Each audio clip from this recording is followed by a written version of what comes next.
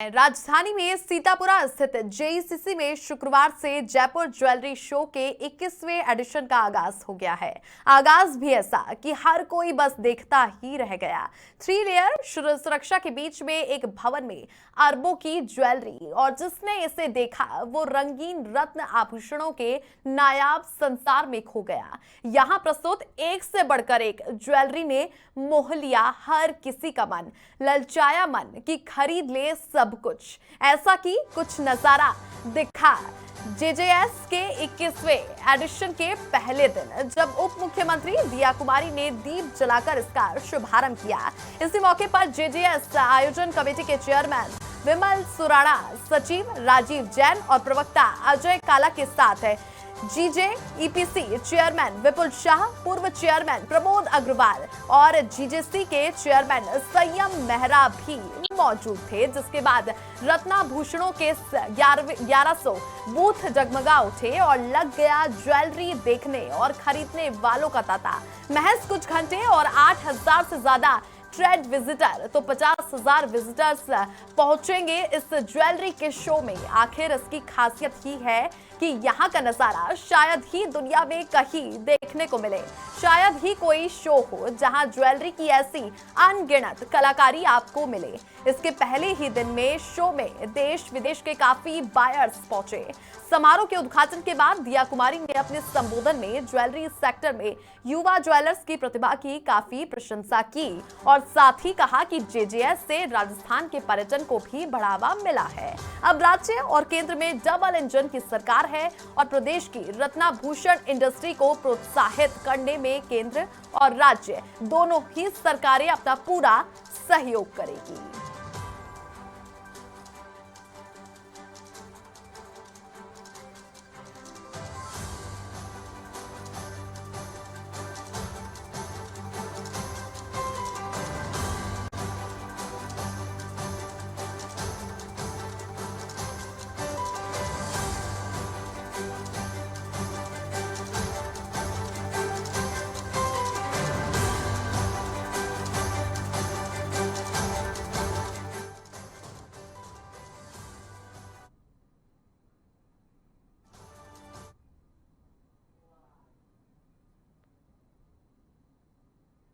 जी बिल्कुल, Jaipur jewellery show जो कि 19 सालों से हो रहा है जयपुर में, बहुत ही हमारा हिस्टोरिक ज्वेलरी शो होता है।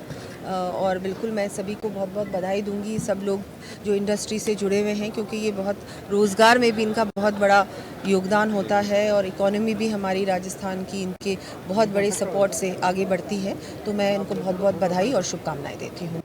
देखिए, ये सब लोगों की मेहनत की वजह से हुआ है। जो हमारी टीम है वो डेडिकेटेड टीम है। इसमें कोई भी प्रॉफिट का मोटिव नहीं है, just to promote the trade है। जो इसका एस्टेब्लिशमेंट हुआ वो इसलिए हुआ था कि जयपुर को एक प्लेटफॉर्म दें, जिससे कि जितनी भी टाइप ऑफ ज्वेलरी यहाँ बनती है वो इस प्लेटफॉर्म पे आवे और लोग उसको देखें।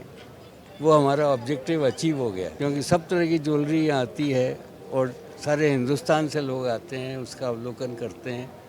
वही हमारा पर्पस था। क्योंकि एक पर्पस से हम चले तो हमारा जो तरक्की का ग्राफ है वो भी ऊपर ही ऊपर जाता रहा। का उद्घाटन माननीय डिप्टी चीफ मिनिस्टर दिया कुमारी जी ने किया और उन्होंने इस इंडस्ट्री को पूरा सहयोग देने का आश्वासन दिया।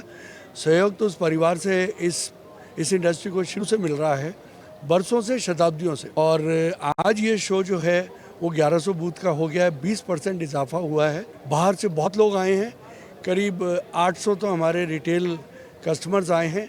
उसके अलावा कंज्यूमर तो रोज़ आएंगे ही।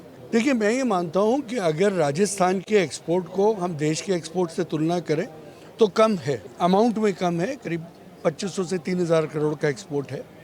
लेकिन अगर नंबर ऑफ लोगों का एम्प्लॉयमेंट की बात करें तो 2 लाख से ऊपर लोगों को इससे रोज़गार मिलता है, क्योंकि हमारा जो स्टोन है वो सस्ता है। कलर्ड स्टोन में खाली नीला माणक पन्ना है वो जो महंगा होता है, उसके अलावा जो और स्टोन जो 100 तरह के पत्थर यहाँ तराशे जाते हैं वो सस्ते हैं। देखिए, आपने वो बात टच की है जो हमारे बहुत नज़दीक है, हमारे दिल के बहुत छूती है। वो है इसकी जो प्रगति हुई है उसके क्या कारण है। मैं समझता हूँ एग्जिबिटर्स का सहयोग, विजिटर्स का सहयोग, मीडिया का सहयोग वो सर्वोपरि है।